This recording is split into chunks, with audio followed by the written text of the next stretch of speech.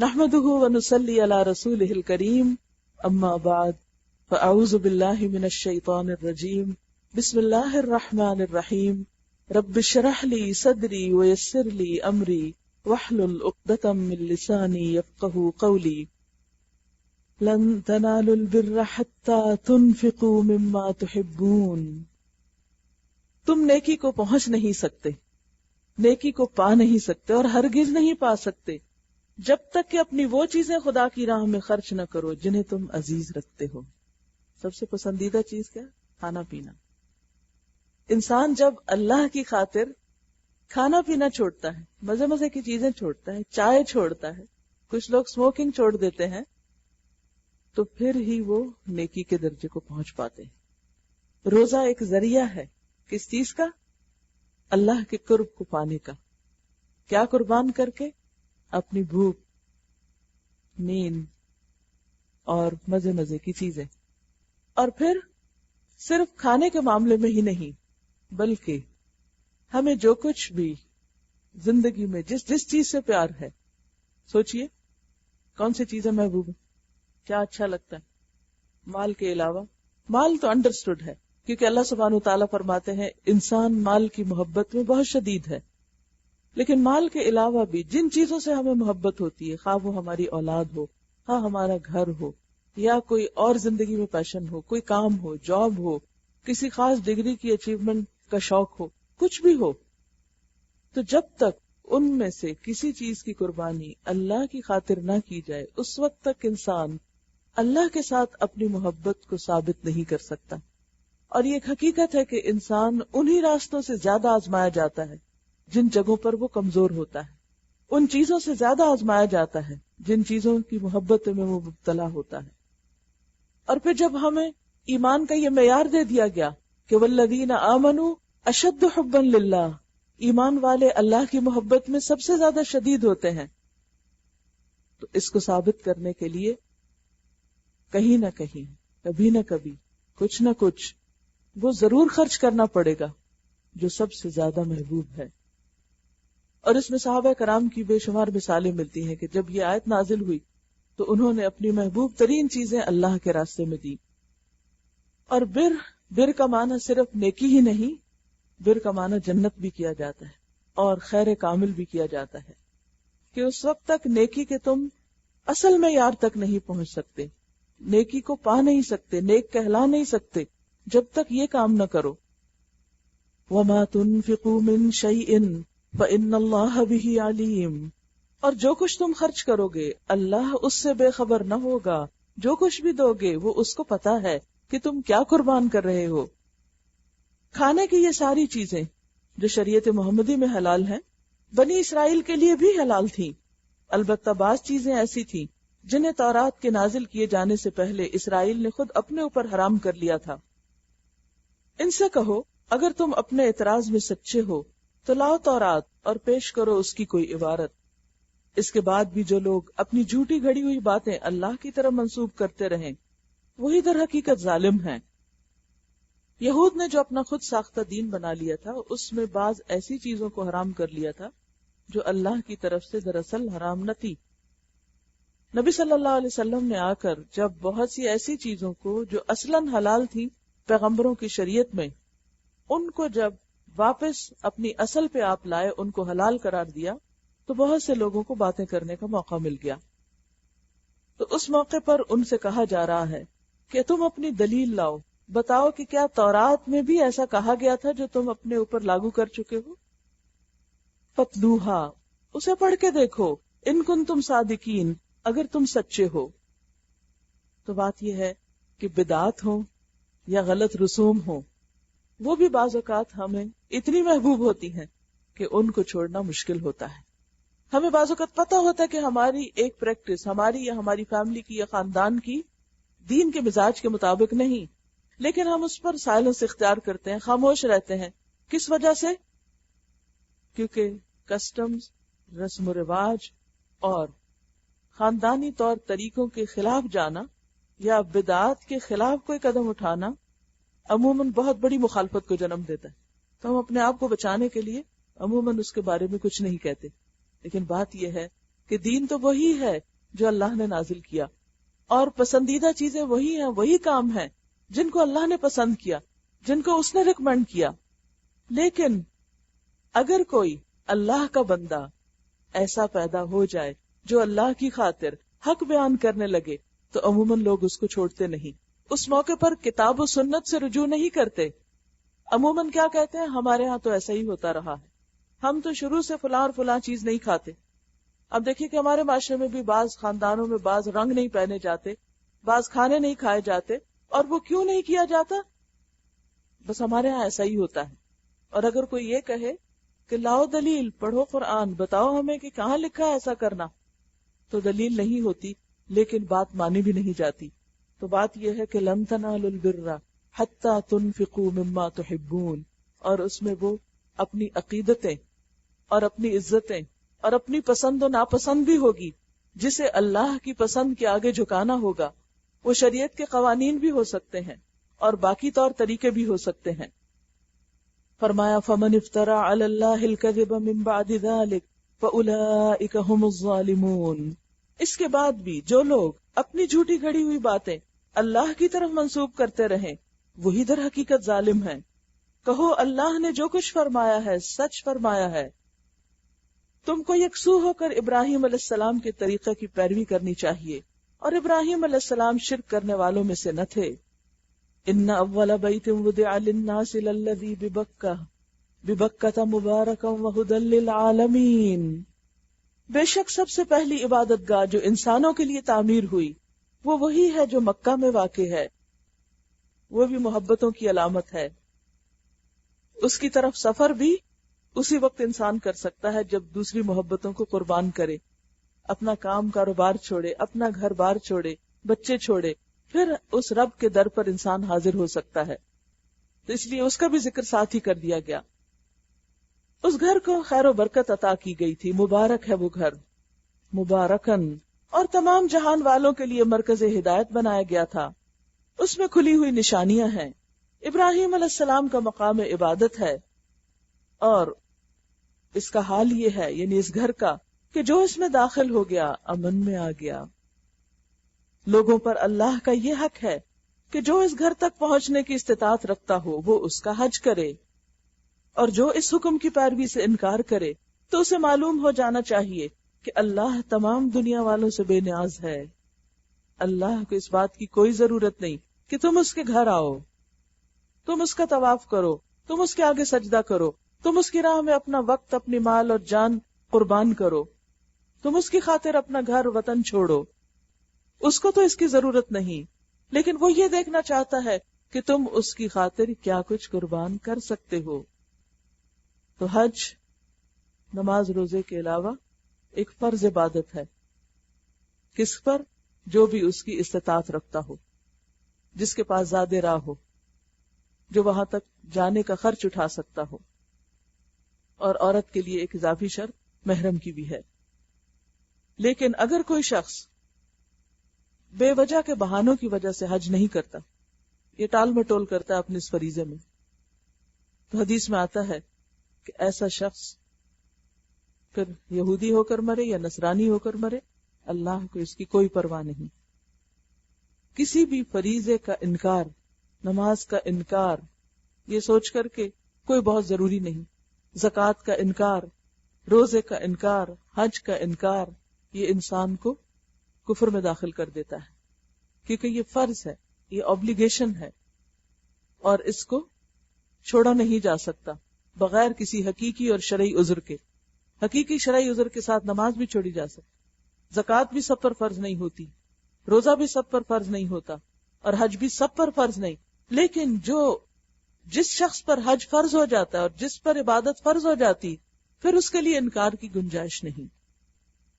پھر فرمایا قُلْ يَا أَهْلَ الْكِتَابِ لِمَ تَكْفُرُونَ بِآيَاتِ اللَّهِ. کہو اے اہل کتاب، تم کیوں اللہ کی باتیں ماننے سے انکار کرتے ہو؟ جو حرکتیں تم کر رہے ہو اللہ سب کچھ دیکھ رہا ہے. کہو اے اہل کتاب، یہ تمہاری کیا روش ہے کہ جو اللہ کی بات مانتا ہے اسے بھی تم اللہ کے راستے سے روکتے ہو، یعنی نہ خود کرتے ہو نہ کرنے دیتے ہو. کس پر عمل؟ اللہ کی بات پر عمل. اللہ کی آیات پر ایمان، اور چاہتے ہو کہ وہ ٹیڑھی راہ چلے، حالانکہ تم خود اس کے راہ راست ہونے پر گواہ ہو۔ تمہاری حرکتوں سے اللہ غافل نہیں ہے۔ کسی کو اللہ کے راستے سے روکنا بدترین جرم ہے۔ اے لوگو جو ایمان لائے ہو، اگر تم نے ان اہل کتاب میں سے ایک گروہ کی بات مانی تو یہ تمہیں ایمان سے پھر کفر کی طرف پھیر لے جائیں گے۔ پیچھے پڑا تھا نا کہ وہ تمہیں گمراہ کرنے کی کوشش کرتے رہتے ہیں۔ وَدَّتْ طَائِفَةٌ مِّنْ أَهْلِ الْكِتَابِ لَوْ يُضِلُّونَكُمْ، اور یہاں پر کیا آیا کہ وہ صرف یُضِلُّونَكُمْ گمراہ ہی نہیں بلکہ یہ چاہیں گے کہ تم ایمان لانے کے بعد پھر کفر کی طرف لوٹ جاؤ۔ تمہارے لیے کفر کی طرف جانے کا اب کیا موقع باقی ہے جبکہ تم کو اللہ کی آیات سنائی جا رہی ہیں۔ دیکھیے بار بار یہ مضمون بھی آتا ہے، اللہ کی آیات کا سنایا جانا۔ ایک ہوتا ہے خود پڑھنا اور ایک ہوتا ہے کسی پڑھنے والے سے سننا۔ اور ہوتا یہ کہ جب ہم خود پڑھتے ہیں، مثلا صبح بھی آپ نے قرآن مجید پڑھا ہوگا اور آپ کو ترجمہ بھی آتا ہوگا، لیکن ہوتا ہے کہ ہم وہ پھر پرانی ڈگر پہ چلے جاتے ہیں۔ جب عربی پڑھتے ہیں تو سوچتے کم ہی ہے کہ کیا پڑھ رہے ہیں، لیکن جس وقت کوئی پڑھ رہا ہوتا ہے، مثلا آپ کیسٹ سن رہے ہوتے ہیں، تلاوت لگی ہوئی ہوتی ہے، تو اس وقت آپ کی توجہ کس پہ جاتی؟ معنی پہ جاتی۔ اسی طرح اگر کوئی انسان آپ کو کچھ پڑھ کر سنا رہا ہو تو اس وقت بھی آپ کی یکسوئی اور توجہ زیادہ ہوتی ہے، کس پر؟ آواز پر نہیں، الفاظ پر نہیں، بلکہ ان کے معنی پر۔ تو اس لیے قرآن مجید کی یہ انوکھی خصوصیت ہے کہ یہ کتاب عام کتابوں کی طرف صرف بک ریڈنگ کے طور پر ریڈ نہیں کی جاتی بلکہ پڑھ کر سنائی جاتی ہے، اور خود بھی لاؤڈلی اس کو پڑھا جاتا ہے۔ قرآن مجید کا دل میں پڑھنے سے زیادہ بہتر ہے کہ انسان اس کو تلاوت کر کے اچھے طریقے سے بلند آواز سے پڑھے، کیونکہ اللہ سبحانہ وتعالیٰ کسی آواز پر اس طرح کان نہیں لگاتا جس طرح نبی کی اس آواز پر جب وہ قرآن کو خوبصورتی کے ساتھ پڑھ رہا ہوتا ہے۔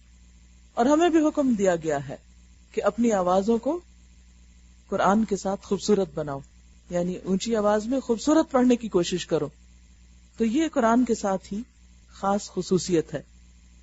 آپ دیکھیں کہ جیسے بچوں کو سٹوری بکس ریڈ کر کے سنائی جاتی، ایک آپ انہیں کہیں کہ اچھا آپ خود پڑھ لیں، لیکن اس سے پہلے کہ وہ خود پڑھے ایک ایج ایسی ہوتی ہے کہ جس میں ان کو سنایا جاتا ہے، اور سنانے اور سننے سے جو سکلز ڈیولپ ہوتی ہیں، یہ جو بچے کے اندر چیزیں پیدا ہوتی ہیں، وہ صرف کتاب کھول کے دیکھنے، الٹ پلٹ کرنے اور خود پڑھنے سے پیدا نہیں ہوتی۔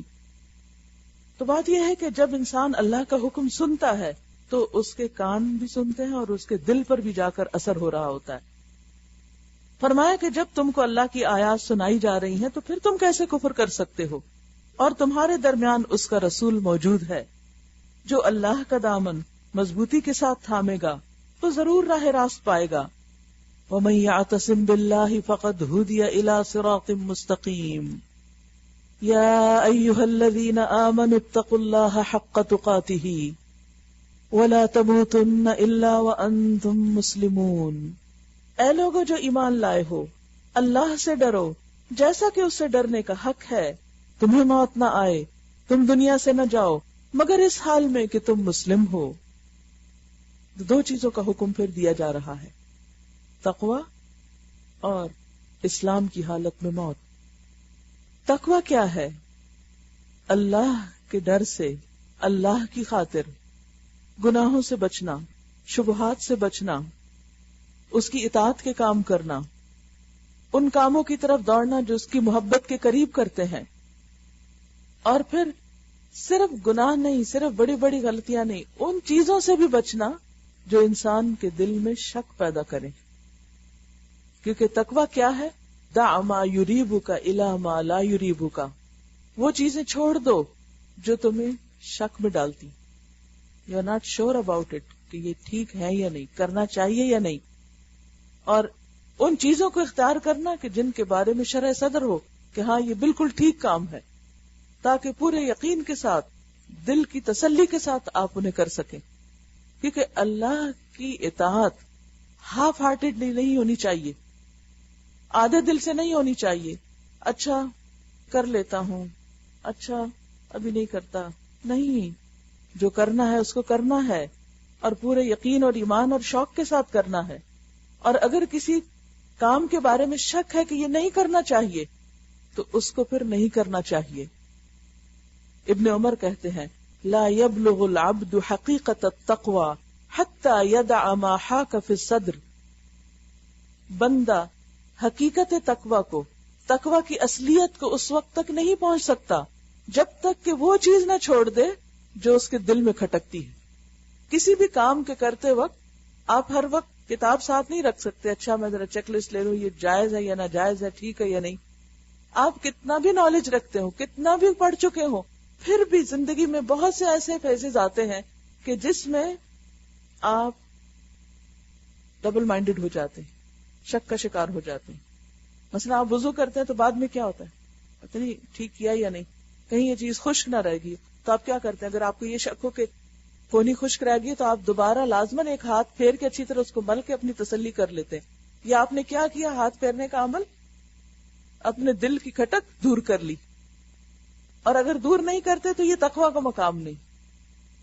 تقویٰ کا مقام کیا ہے کہ کھٹک دور کر لیں. اسی طرح آپ کچھ کھا رہے ہیں اور آپ کو یقین نہیں کہ یہ پیور حلال ہے، کھٹک ہے، کیا کریں؟ شک ہے، چھوڑ دیں. حتیٰ کہ شک کا روزہ رکھنے سے بھی منع کیا گیا ہے، کیا پتا آج روزہ ہو. تو اسی طرح کوئی بھی چیز، کوئی بھی نیکی کا کام، دین کا کام، اچھا کام کرتے وقت اگر دل میں کھٹک ہو کہ پتہ نہیں اللہ کو پسند ہے یا نہیں، تو اس کا یہ مطلب نہیں نیکی چھوڑ دے. اس کا مطلب یہ ہے کہ انسان اس کے بارے میں یقینی علم حاصل کرے. فَاسْأَلُوا أَهْلَ الذِّكْرِ إِن كُنتُمْ لَا تَعْلَمُونَ. خود کو نہیں پتا کسی سے پوچھ لو. اور اسی طرح جو حرام چیزیں ہیں ان کو تو انسان 1 2 3 کر کے چھوڑ دیتا ہے، لیکن کچھ چیزیں ایسی ہوتی ہیں جو حلال اور حرام کے بیچ میں ہوتی ہیں، جن کے بارے میں پورا شرح صدر نہیں ہوتا، جس کو گرے ایریا کہتے ہیں. تو اس سے بھی کس طرح بچنا چاہیے کہ انسان اس ڈر سے کہ کہیں میں حرام میں نہ جا پڑوں، گرے ایریا سے بھی بچنے کی کوشش کرے اور حدود کے اندر رہے. تو اللہ کی قائم کردہ حدود کی پابندی کرنا، ان کے اندر رہنا، شر، فتنے، فساد سے بچنا، حرام چیزوں سے بچنا، بے حیائی کے کاموں سے بچنا، اور ان چیزوں سے بچنا جو اس طرف کے دروازے کھولتے ہیں، اس کے قریب لے جاتے ہوں، یہ بہت ضروری ہے تقویٰ کے لیے. تو یہاں پر صرف یہ نہیں کہا کہ تقویٰ اختیار کرو، پچھلی جتنی آیتیں تھی اس میں اتقوا اللہ کی بات تھی، لیکن یہاں پر کیا فرمایا؟ اتقوا اللہ حق تقاتہ، اللہ سے ڈرو جیسے حق ہے ڈرنے کا. جیسے حق ہے اللہ کی خاطر وہ چیزیں بھی چھوڑ دو جن میں تمہیں شک ہے، کہ جس اللہ کا نام لے رہے ہیں پھر اس سے ڈریں بھی، اس سے شرم بھی کریں، اور اس کے ڈر اور شرم سے وہ کام نہ کریں جن کو اس نے حرام قرار دیا ہے. ایمان کو زینت اور خوبصورتی کہاں سے ملتی ہے؟ حیا کے ساتھ. اور اس کا مال فقہ ہے، دین میں سمجھ بوجھ، اور اس کا نتیجہ اور خلاصہ، آؤٹ کم، جب انسان کے اندر ایمان آتا ہے تو خود بخود علم کی طرف توجہ بڑھتی چلی جاتی ہے. ایمان انسان کو علم کے راستے پر لے آتا ہے، کیونکہ انسان کے اندر ایک ایسا شوق اور پیشن پیدا ہو جاتا ہے کہ جس چیز کو میں مانتا ہوں اس کے بارے میں مجھے پتہ بھی ہونا چاہیے. اسی لیے حکم دیا گیا فَعْلَمْ أَنَّهُ لَا إِلَهَ إِلَّا اللَّهُ. اس بات کا علم حاصل کرو، جان لو کہ اللہ کے سوا کوئی الہ نہیں. یعنی اسلام میں بلائنڈ فالوئنگ کوئی چیز نہیں. کیا ضروری ہے کہ جو کچھ کرو شرع صدر کے ساتھ کرو، اس کو جان کر کرو، لا علمی کے ساتھ نہیں. ابو ہریرہ رضی اللہ عنہ سے روایت ہے کہ نبی صلی اللہ علیہ وسلم نے فرمایا المسلم اخو المسلم، مسلمان مسلمان کا بھائی ہے، لا یظلمہ، وہ اس پہ ظلم نہیں کرتا، ولا یخذلہ، اور اس کو چھوڑتا بھی نہیں، یعنی مشقت اور مشکل کے وقت، ولا یحقرہ، اور اس کے تحقیر بھی نہیں کرتا، اس کو کم بھی نہیں بتاتا. پھر فرمایا التقوی ہا ہنا، تقوی یہاں ہے، التقوی ہا ہنا، التقوی ہا ہنا. 3 دفعہ دل کی طرف اشارہ کر کے فرمایا کہ تقوی دل کے اندر ہوتا ہے. اس دل کو مفتی بنا لو، اس دل سے پوچھو کیا کرنا چاہیے کیا نہیں. کیونکہ ہم لوگوں سے تو پوچھتے رہتے ہیں اور لوگ ہمیں بتاتے بھی رہتے ہیں، لیکن لوگوں کے جواب آنے کے بعد بھی اندر کی کھٹک نہیں جاتی، پھر بھی کچھ چبھتا رہتا ہے کہ لگتا ہے کچھ ٹھیک نہیں، کچھ کلک نہیں کیا. تو پھر وہ کون بتاتا ہے؟ دل بتاتا ہے. اور اگر دل میں خدا کا خوف ہو تو دل آپ کو بالکل 100% صحیح بتائے گا، لیکن جتنا خدا کا خوف کم ہوگا اتنا وہ آپ کو دھوکہ دے جائے گا. تو اس لیے بہت ضروری ہے کہ وہاں پر تقوی موجود ہو، کہ جو دل میں اٹھنے والے وسوسوں کو بھی کنٹرول کر سکے، کیونکہ ان وسوسوں کا مقابلہ بھی تقوی کے ذریعے کیا جا سکتا ہے. اور پھر وہ دل ہی زبان کے راستے باہر آتا ہے تو جب دل کے اندر خوف ہوگا تو زبان کی اصلاح بھی ہو جائے گی، اور جب دل کے اندر اللہ کا خوف ہوگا تو اعضاء کی اصلاح بھی ہو جائے گی. پھر یہ ہاتھ ظلم کے ساتھ کسی کے اوپر نہیں اٹھیں گے، پھر یہ قدم حرام کاموں کی طرف نہیں جائیں گے، کیونکہ دل کا تقویٰ ان کو کنٹرول کر رہا ہے. تو جب تک control with in your self نہیں آتا، آپ کے اپنے اندر سے نہیں اٹھتا، تو باہر سے کوئی پولیس فورس، کوئی حکومت، کوئی لا اینڈ آرڈر، کوئی چیز آپ کو اس طرح کنٹرول نہیں کر سکتی. پھر کیا ہوگا؟ پولیس مین ہے تو گاڑی کی رفتار ٹھیک ہے، اور وہ نہیں ہے یا کیمرہ نہیں ہے تو پھر اپنی منمانی ہے اور خواہشات کی پیروی ہے. بالکل عام روزمرہ زندگی میں بھی یہی ہوتا ہے. جب تک ہمیں یہ احساس رہتا ہے کہ وہ دیکھ رہا ہے، ہماری سپیڈ ہر چیز میں، ہماری گفتگو، ہمارا معاملہ، ہمارا رویہ، لین دین، ہر چیز فکس ہو جاتی ہے. لیکن جو ہی وہ بھولتا ہے تو پھر ہم منمانی کرنے لگتے. فلاں نے مجھے ایسا کیوں کہا، فلاں نے ایسا کیوں کیا، اس نے ایسا کیا تو میں ایسا کروں گا. پھر انسان مقابلے بازی پہ آ جاتا ہے، پھر انسان معاف نہیں کر سکتا، پھر انسان اللہ کے ڈر سے کسی کو اس کا حق نہیں دے سکتا. جب اللہ کا ڈر آتا ہے تو انسان صرف حق نہیں دیتا، حق سے زیادہ بھی دیتا ہے. تقویٰ اس کو عدل نہیں احسان کے درجے پہ لے جاتا ہے، اور جو محسن ہو جاتا ہے وہی اللہ کا محبوب بنتا ہے. پھر جب اللہ کی حقیقی محبت دل میں آتی ہے تو انسان سب کچھ قربان کرنے پہ تیار ہو جاتا ہے. اور یہی وہ مقام ہے کہ لن تنالوا البر حتى تنفقوا مما تحبون. تم اس وقت تک نیکی پا ہی نہیں سکتے جب تک وہ قربان نہ کرو، وہ خرچ نہ کرو جس سے تم محبت کرتے. پھر انسان اللہ کی محبت میں ہر چیز دے ڈالتا ہے، حتیٰ کہ وہ اپنا حق تک چھوڑنے پہ تیار ہو جاتا ہے. کوئی بات نہیں، اگر آج میں نے حق پر ہوتے ہوئے بھی جھگڑا چھوڑ دیا تو اللہ کا وعدہ ہے مجھ سے کہ جنت کے وسط میں گھر ملے گا، اعلیٰ ترین گھر ملے گا. تو کوئی بات نہیں، میں ہی بیک آؤٹ کر جاتا ہوں. اور جب انسان بیک آؤٹ کرتا ہے تو اللہ اس کو تھام لیتا ہے، وہ اس کی قدردانی کرتا ہے. اسی لیے آپ سے جب پوچھا گیا سئل النبی صلی اللہ علیہ وسلم ما اکثر ما يدخل الجنہ، وہ چیز کون سی ہے جو کثرت سے جنت میں داخلے کا سبب ہے؟ قال التقوی وحسن الخلق، فرمایا تقوی اور اچھا اخلاق. جس بندے کے اندر دو چیزیں ہوں گی، دل میں اللہ کا ڈر اور بظاہر اس کا اخلاق اچھا، تو پھر اس کے لیے جنت کا راستہ آسان ہو جائے گا. وسئل ما اکثر ما يدخل النار قال الاجوفان الفم والفرج، پوچھا گیا جہنم میں لے جانے والی چیزیں کون سی ہیں؟ فرمایا دو سوراخ، منہ اور فرج، شرمگاہ. یہ دو چیزیں جو ہے انسان کو جہنم میں لے جانے والی، کہ اگر ان دو راستوں سے انسان حرام کا ارتکاب کرے یا اللہ کی ناپسند کے راستے اختیار کرے.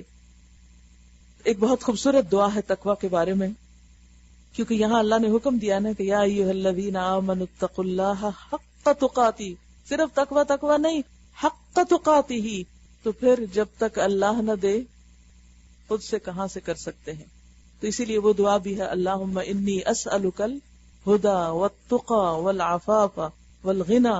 اور اسی طرح ابن ابی شیبہ نے ایک دعا روایت کی ہے، اللہم البسنا لباس التقوی وَأَلْزِمْنَا كَلِمَةَ التَّقْوَى وَاجْعَلْنَا مِنْ أُولِي النُّهَى وَأَمِتْنَا حِينَ تَرْضَى وَأَدْخِلْنَا جَنَّةَ الْمَأْوَى وَاجْعَلْنَا مِمَّنْ بَرَّ وَاتَّقَى وَصَدَّقَ بِالْحُسْنَى وَنَهَى النَّفْسَ عَنِ الْهَوَى وَاجْعَلْنَا مِمَّنْ تُيَسِّرُهُ لِلْيُسْرَى وَتُجَنِّبُهُ الْعُسْرَى وَاجْعَلْنَا مِمَّنْ يَتَذَكَّرُ فَتَنْفَعَهُ الذِّكْرَى اللہم اجعل سعینا مشکورا وذنبنا مغفورا ولقنا نظرة سرورا وقسنا سندسا وحریرا.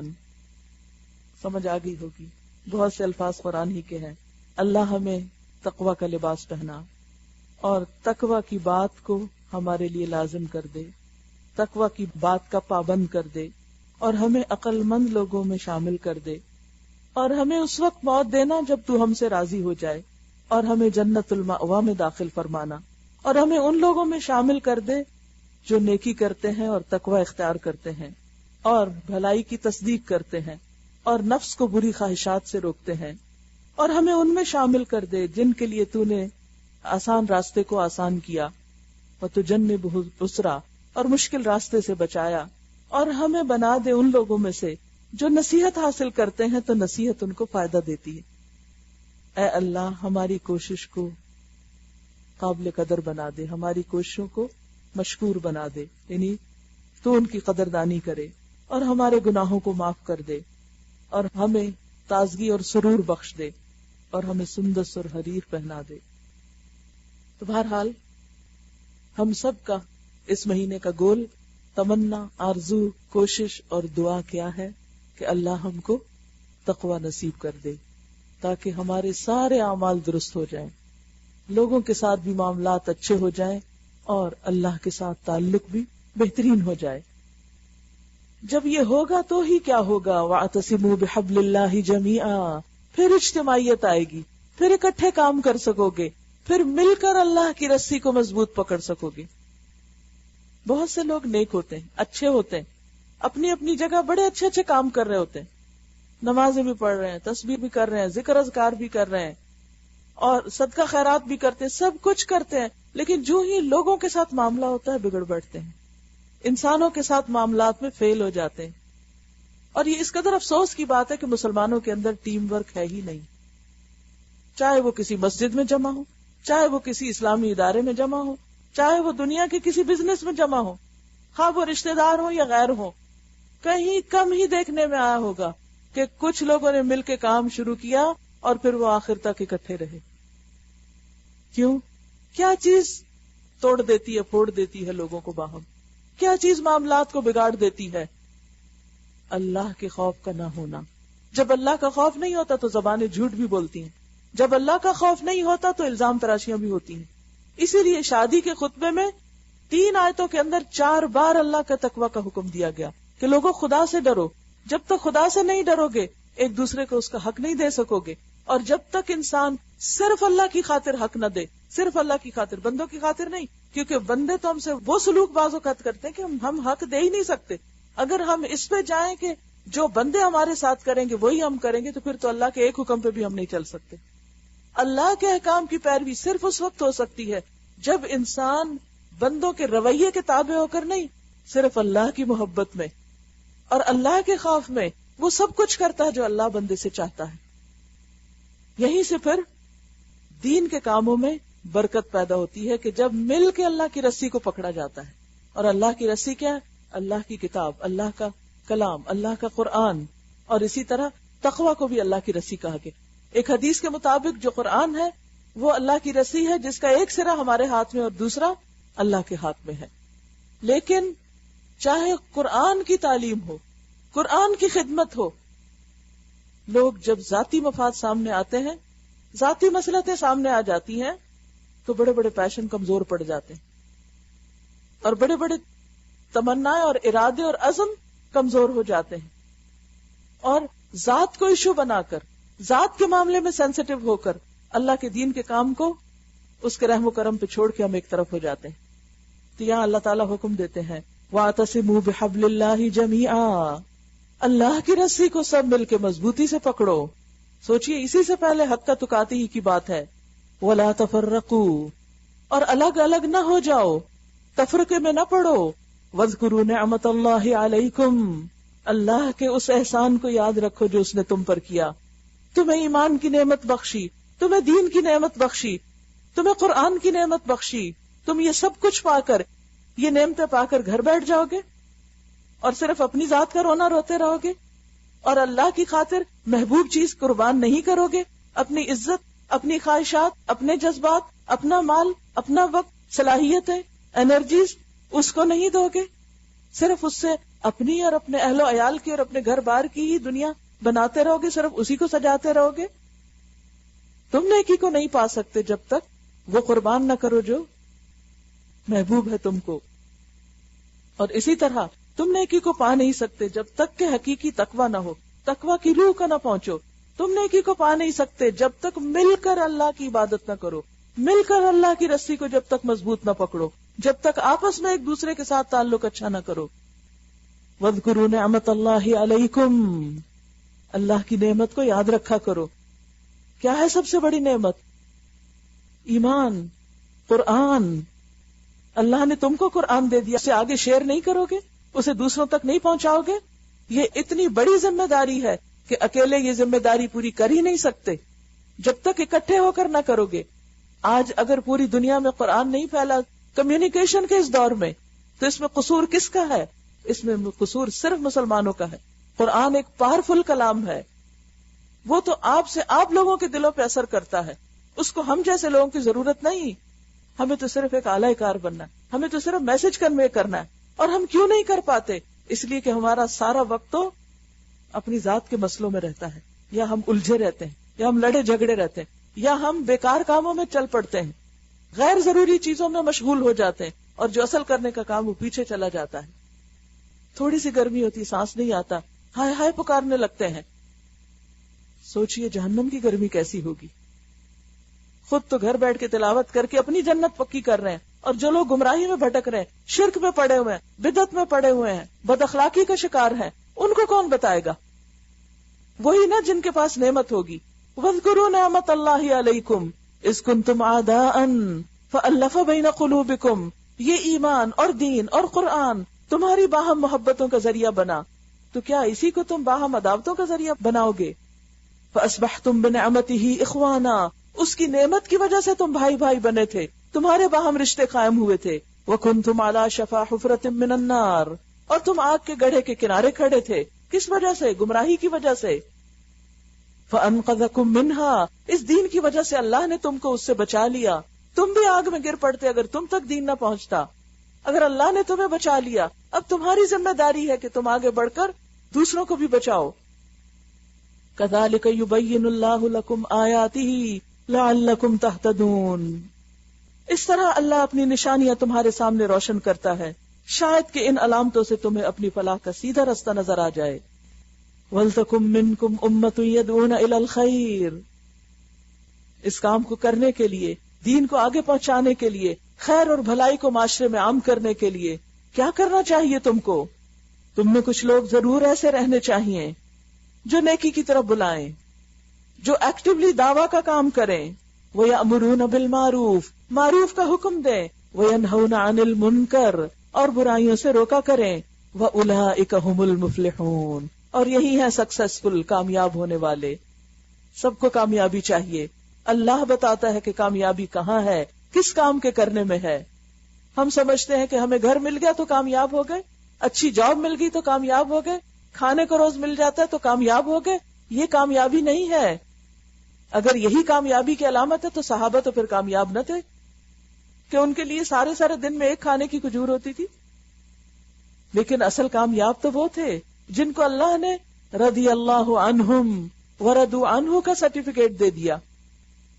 ان کی زندگیوں کو دیکھو. صراط الذین انعمت علیہم. ان کے گھر بار کیسے تھے اور انہوں نے دنیاوی طور پر کتنی ترقی کی تھی، لیکن وہ اللہ کے محبوب تھے. یہ تھی ان کی اصل کامیابی. اور اس وجہ سے کہ انہوں نے دنیا بھر میں اللہ کے دین کو عام کیا تھا. یدعون الی الخیر. لوگوں کو خیر کی طرف بلاتے تھے. آپ بتائیے آپ میں سے کتنے لوگوں نے اس مجلس کے لیے صرف لوگوں کو قرآن کی طرف بلایا ہو؟ کیا ہو تم بھی سنو، یہ بھی طریقہ ہے، یہ بھی ہے، یہ بھی ہے. اور اگر کوئی نہ آ رہا ہو تو آپ کے دل میں کتنا غم ہوا اس کے لیے. اگر آپ واقعی کامیاب ہونا چاہیں تو آپ کو یہ تڑپ لگ جائے کہ نہیں، مجھے تو سب کو بلانا ہے، کوئی آئے یا نہ آئے، مجھے جو نعمت خود ملی ہے مجھے سب تک بانٹنی ہے. اور یہاں بھی یہ کام اکیلے تھوڑی ہو سکتا ہے. میں یہاں ایک کرسی پہ بیٹھ کے صرف پڑھا نہیں رہی، اس کے پیچھے بہت سے لوگوں کی کوششیں ہیں. یہ اس وقت ممکن ہوتا ہے کوئی بھی کام جب واعتصموا بحبل اللہ جمیعا ہوتا ہے. ولا تکونوا کالذین تفرقوا. اور تم ان لوگوں کی طرح نہ ہو جاؤ جو تفرقے میں پڑ گئے. واختلفوا. اور اختلاف کرنے لگے. من بعد ما جاءہم البینات. اس کے بعد کہ ان کے پاس کھلی کھلی نشانیاں آ گئی، واضح آیات موجود ہیں، پھر بھی اختلاف کر رہے ہیں اور ابھی بھی شک میں پڑے ہوئے ہیں کہ یہ کام کرنا چاہیے کہ نہیں، اور اس کو کرنے کی ضرورت ہے بھی یا نہیں، اور یہ عورتوں کا کام ہے یا مردوں کا کام ہے، اور کس کا ہے اور کس کا نہیں، جبکہ کھلی آیات موجود ہیں. اور اگر نعمت پانے کے بعد کوئی تفرقہ اور اختلاف کرتا ہے، وَأُولَئِكَ لَهُمْ عَذَابٌ عَظِيمٌ. تو ایسے لوگوں کے لیے پھر عذاب عظیم ہے. یوم تبیض وجوہ وتسود وجوہ. جس دن کچھ چہرے سفید ہوں گے اور کچھ سیاہ ہوں گے. فَأَمَّا الَّذِينَ اسْوَدَّتْ وُجُوهُهُمْ. جن کے چہرے سیاہ ہوئے ان سے کہا جائے گا اَكَفَرْتُمْ بَعْدَ ایمانکم. تم اپنے ایمان لانے کے بعد کفر کرنے لگے، نعمت پانے کے بعد تم نے ناشکری کی، سب کچھ جان کر پھر انجان بنے. یا تو وہ پتہ نہ ہو، جب پتہ چل گیا پھر پتہ چلنے کے بعد وہ کیا جو نہیں کرنا چاہیے تھا، اور پھر اختلافات کیے، کیونکہ یہاں تفرقے کی بات کو کفر قرار دیا جا رہا ہے. فذوقوا العذاب، چکھو عذاب، بما کنتم تکفرون، بوجہ اس کے کہ تم کفر کرتے تھے. وَأَمَّا الَّذِينَ ابْيَضَّتْ وُجُوهُهُمْ، تو جن کے چہرے روشن ہوں گے، سفید ہوں گے، ففی رحمت اللہ، وہ اللہ کی رحمت میں ہوں گے.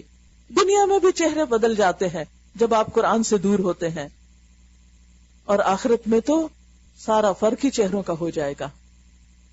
ہم فیہا خالدون، اس رحمت میں وہ ہمیشہ ہمیشہ رہیں گے. اللہ کی رحمت کیا ہے؟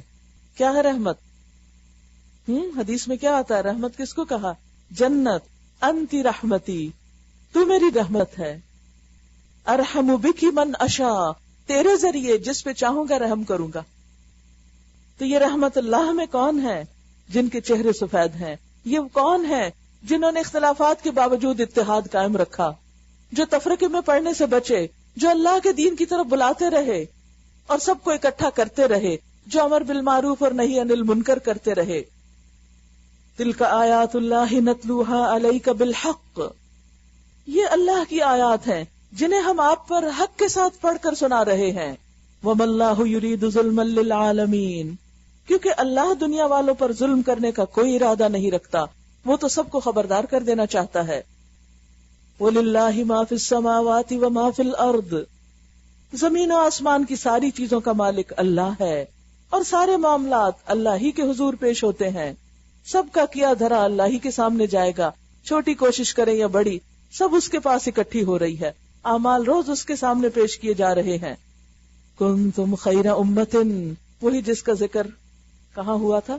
البقرہ 2 جز کے شروع میں. وَكَذَلِكَ جَعَلْنَاكُمْ أُمَّةً وَسَطًا، اور وسط جو ہوتی ہے، درمیانی جو ہوتی ہے، وہ بہترین چیز ہوتی ہے.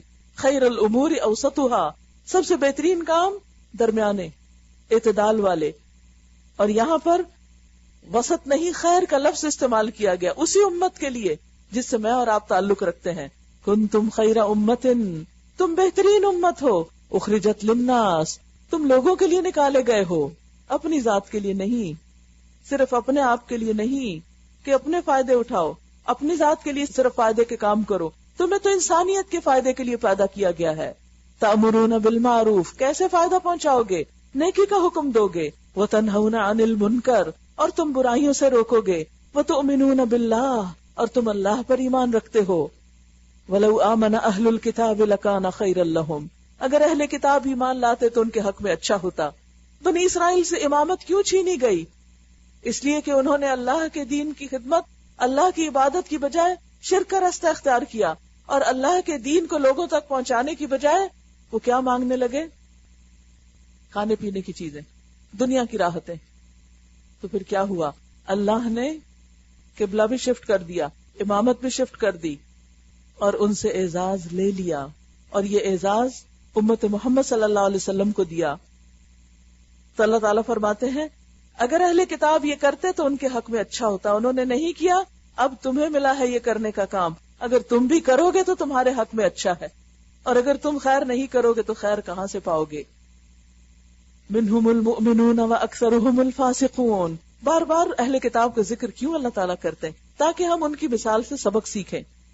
ان میں سے کچھ مومن بھی ہیں لیکن اکثریت نافرمان. اور آج خیر امت میں سے کچھ بات مان لیتے ہیں لیکن اکثریت سن کے بھی نہیں مانتی، جان کے بھی نہیں مانتی. اب ہوتا یہ ہے کہ جب کوئی انسان یہ کام کرنے لگتا ہے تو ساتھ ہی مخالفت آ جاتی، اور بعض اوقات مخالفت پڑھے لکھے لوگوں کی طرف سے آتی ہے، کتاب والوں کی طرف سے آتی ہے. تو مسلمانوں کو بھی مدینہ میں سب سے بڑی مشکل کہاں سے پیش آئی؟ مشرکین کو تو مکہ میں چھوڑ آئے تھے، کچھ عرصے بعد جنگ بدر ہوئی، ان کو نقصان پہنچا، وہ دب گئے، ٹھنڈے ہو گئے. اب مخالفت کہاں سے تھی؟ مدینہ میں منافقین کی طرف سے، یہود کی طرف سے. منافق تو آستین کے سانپ تھے، اور دوسری طرف یہود تھے جو اہل کتاب تھے، پیپل آف دا بک، پڑھے لکھے لوگ، دین جاننے والے، پیغمبروں کی تاریخ جاننے والے. وہ آ کر رسول کے راستے کی رکاوٹ بنتے ہیں اور ان پر طرح طرح کے اعتراض کرتے ہیں. اور ہر آئے دن مشکل کھڑی کرتے ہیں ریلیجس پیپل. فرمایا لن یضروکم الا اذی، ان کی باتوں کی پرواہ نہ کرو، یہ تمہیں کچھ بھی نقصان نہیں دے سکتے، تمہارا کچھ بھی نہیں بگاڑ سکتے، مگر اذیت ضرور دیتے رہیں گے، باتیں بنا بنا کر، مذاق اڑا کر. آج بھی آپ دیکھیں جو شخص بھی دین کی بات کسی کو بتاتا ہے اس کا مذاق ضرور اڑایا جاتا ہے، اس پر ضرور طنز کیے جاتے ہیں، اس کے راستے میں ضرور مشکلات آتی ہیں، لیکن انسان کو ان کی پرواہ نہیں کرنی چاہیے. ایسی اذیت والی باتوں، ایسی چھوٹی موٹی ہرٹ کرنے والی باتوں کو اگنور کر دینا چاہیے. پھر فرمایا وَإِن يُقَاتِلُوكُمْ يُوَلُّوكُمُ الْأَدْبَارَ، اگر یہ تم سے لڑیں گے تو مقابلے میں پیٹھ دکھائیں گے، پھر ایسے بے بس ہوں گے کہ کہیں سے ان کو مدد نہ ملے گی. یہ جہاں بھی پائے گئے ان پر ذلت ہی کی مار پڑی. ذلت کیوں؟ اس لیے کہ اللہ کا کام چھوڑ دیا تھا. کہیں اللہ کے ذمہ یا انسانوں کے ذمہ میں پناہ مل گئی تو یہ اور بات ہے کہ ذلت سے نکل آئیں، ادروائز نہیں نکل سکتے. کہ ایک یہ کہ وہ دین کا سہارا لیں، دوسرے یہ کہ وہ دنیا میں کسی کا اڈاپٹڈ بچہ بن جائیں. یہ اللہ کے غضب میں گھر چکے ہیں، ان پر محتاجی اور مغلوبی مسلط کر دی گئی ہے، اور یہ سب کچھ صرف اس وجہ سے ہوا کہ یہ اللہ کی آیات سے کفر کرتے رہے اور انہوں نے پیغمبروں کو ناحق قتل کیا. یہ ان کی نافرمانیوں اور زیادتیوں کا انجام ہے. مگر یہ سارے اہل کتاب یکساں نہیں، ایک جیسے نہیں. ان میں کچھ لوگ ایسے بھی ہیں جو راہ راست پر قائم ہیں. ان میں سے کچھ مسلمان بھی ہو گئے تھے، انہوں نے نبی صلی اللہ علیہ وسلم کا ساتھ دیا، آپ کے مشن میں شریک ہو گئے. یتلون آیات اللہ آناء اللیل، یہ اللہ کی آیات کو راتوں کے وقت پڑھتے ہیں. جی، قرآن صرف دن کو نہیں رات کو بھی پڑھا جاتا ہے. کہاں، کب، کیسے؟ تراویح میں. یس، روزے کے بعد تراویح اہم ترین، بہترین، خوبصورت ترین عبادت ہے کہ جس میں ہم قرآن سنتے ہیں، اور یہ سلف صالحین کی علامت ہے، نیک لوگوں کی سنت ہے کہ رات کے وقت قیام میں کھڑے ہو کر اللہ کی آیات کو پڑھنا اور سننا. یتکیو کے ساتھ ہی ذکر ہے وَهُمْ يَسْجُدُونَ، تو صاف اشارہ ہے کس چیز کی طرف؟ تلاوت کے ساتھ سجدوں کی طرف. یتلون آیات اللہ آناء اللیل وَهُمْ يَسْجُدُونَ یؤمنون باللہ والیوم الآخر. ان کی خوبیاں کیا ہیں؟ اللہ اور روز آخرت پر ایمان رکھتے ہیں، اور اس کے بعد سب سے پہلی اور بڑی خوبی وَيَأْمُرُونَ بِالْمَعْرُوفِ وَيَنْهَوْنَ عَنِ الْمُنْكَرِ، نیکی کا حکم دیتے ہیں، برائیوں سے روکتے ہیں، اور بھلائی کے کاموں میں سرگرم رہتے ہیں. یسارعون فی الخیرات، جہاں کوئی نیکی کا کام دیا، جہاں کوئی نیکی کا کام دیکھا وہیں اپنی سروسز حاضر کر دی کہ میں حاضر ہوں، مجھے استعمال کر لیجئے، میرا حصہ ڈال لیجئے. کچھ لوگ ایسے ہوتے ہیں نا کہ وہ اس انتظار میں رہتے ہیں کہ اچھا اور کون سی کہاں کیا نیکی ہو رہی ہے، میں بھی کر لوں، میں بھی شریک ہو جاؤں، کچھ تو اس میں ڈال ہی دوں اپنا حصہ. لیکن کچھ ایسے ہوتے ہیں کہ ہائے کہیں ہمیں نہ پکڑ لیا جائے، تو نظریں بچا کے نکل جاؤ. وَيُسَارِعُونَ فِي الْخَيْرَاتِ، یسارعون، سرع کہتے ہیں تیزی سے حرکت کرنے کو، سرعت کے ساتھ دوڑ دھوپ کرتے رہتے ہیں. اور حقیقت یہ ہے کہ اگر انسان دن میں صرف اپنی ضرورتیں پوری کرے نا، مثلا 8 گھنٹے سوئے، پھر نہائے دھوئے، پھر کھائے پیے، پھر کچھ کام کاج کرے، تو وقت یہیں پورا ہو جاتا. اگر آپ واقعی نیکی کا کوئی کام کرنا چاہتے ہیں تو آپ کو یسارعون ہونا پڑے گا، بھاگ دوڑ کرنی پڑے گی، ٹائم مینجمنٹ کرنی پڑے گی، کچھ اپنی جان پہ لینا پڑے گا. تو یہ پہلے لوگوں کی صفت بتائی گئی جو اللہ کے پسندیدہ ہیں، صالحین ہیں. وَأُولَئِكَ مِنَ الصَّالِحِينَ، یہ ہیں صالحین. پتہ نا وہ کہ جنت میں جو لوگ جائیں گے مِنَ النَّبِيِّينَ وَالصِّدِّيقِينَ وَالشُّهَدَاءِ وَالصَّالِحِينَ. تو کون ہے صالحین؟ اگرچہ چوتھے درجے کے لوگ ہیں تو ان کی خصوصیات کیا ہیں؟ ایمان کے ساتھ امر بالمعروف اور نہی عن المنکر. اور اگر انسان خالی خولی ایمان کا تذکرہ اور چرچا کرتا رہے لیکن اس کے بعد جو تقاضے وہ پورے نہ کرے، وہ کام نہ کرے، اور پھر بھی اپنے آپ کو صالحین میں شمار رکھے، تو یہ اس کا سیلف ڈسپشن ہوگا. وَمَا يَفْعَلُوا مِنْ خَيْرٍ فَلَنْ يُكْفَرُوا وَاللَّهُ عَلِيمٌ بِالْمُتَّقِينَ. یہ صالح لوگ، یہ نیک لوگ جو نیکی بھی کریں گے، چھوٹی کریں گے یا بڑی، اس کی ناقدری نہ کی جائے گی. یعنی اس کے بعد جو بھی کوئی کام کرے، اب وہ پاس ہو گئے نا کہ وہ سرٹیفکیٹ ایک مل گیا کہ یہ اور یہ کرتے ہو. 5 چیزیں ہیں یہاں: ایمان باللہ، ایمان بالیوم الاخر، امر بالمعروف، نہی عن المنکر، نیکیوں میں جلدی، صالح ہونے کا سرٹیفکیٹ مل گیا. اب اس کے بعد کچھ بھی کرو سب ایکسپٹڈ ہے. نیکی کے چھوٹے چھوٹے کاموں کی بھی قدردانی، کیونکہ آپ دیکھیے کہ جب انسان ایک خاص لیول اور مقام تک پہنچ جاتا ہے نا تو اس کی چھوٹی کوشش کو بھی بڑا رنگ مل جاتا ہے، وہ بڑی ہو جاتی، زیادہ ہو جاتی. واللہ علیم بالمتقین، اور اللہ جانتا ہے تقوی والوں کو کہ اس کے اندر تقوی ہے. رہے وہ لوگ جنہوں نے کفر کا رویہ اختیار کیا تو اللہ کے مقابلے میں ان کو نہ ان کا مال کچھ کام دے گا نہ اولاد، کیونکہ یہ 2 چیزیں انسان کو پچھلے کاموں سے روکتی ہیں. یعنی اندر کی مشکلات، باہر کی تو لوگوں کی باتیں نا، تو اندر کی یہ مشکلات ہیں. تو قیامت کے دن یہ 2 چیزیں انسان کو بچا نہ سکیں گی. شیئا، کچھ بھی، تھوڑا سا بھی فائدہ نہ ہوگا ان کا. وہ تو آگ میں جانے والے لوگ ہیں اور آگ ہی میں ہمیشہ رہیں گے. جو کچھ وہ اپنی اس دنیا کی زندگی میں خرچ کر رہے ہیں، اہل کتاب ہی کی طرف یہ کنٹینیو کر رہی ہے اسی کانٹیکسٹ میں، لیکن سبق ہے سب کے لیے، کیونکہ وہ بھی تو ایمان رکھتے تھے، وہ بھی اللہ کو مانتے، آخرت کو مانتے، رسولوں کو مانتے، کتاب پڑھتے اور پڑھاتے تھے. بما کنتم تعلمون الکتاب وبما کنتم تدرسون، یہ سب کچھ ہوتا تھا. یعنی یوں لگتا ہے جیسے ہمارے ہی ریلیجس طبقے کا نقشہ کھینچا جا رہا ہو کہ ظاہری کرنے کے سارے کام ہو رہے ہیں لیکن دین کی روح موجود نہیں، اندر حسد چھپا ہوا ہے. دین کی جڑیں کاٹنے والے لوگ، دین کے نام پہ اکٹھے ہو کر دین ہی کو نقصان دینے والے، ایسے لوگوں کی پھر نیکیاں بھی قبول نہیں ہوتی. اور ایسے لوگ اس دنیا میں جو خرچ کرتے ہیں، یعنی نیکی کے راستے میں صدقہ خیرات اور نیکی کی جو معروف عام طور پہ صدقے کے طریقے ہوتے ہیں، جو رسمی خاندانی رواج ہوتے ہیں نا، کہ مثلا جمعرات کو پکانا ہے، 40 کو پکانا ہے، یہ تو خیر ہے ہی بدعت، لیکن اس کے علاوہ بھی نیکی کے ہر ایک کے اپنے اپنے ایک معیار اور انداز ہوتے ہیں.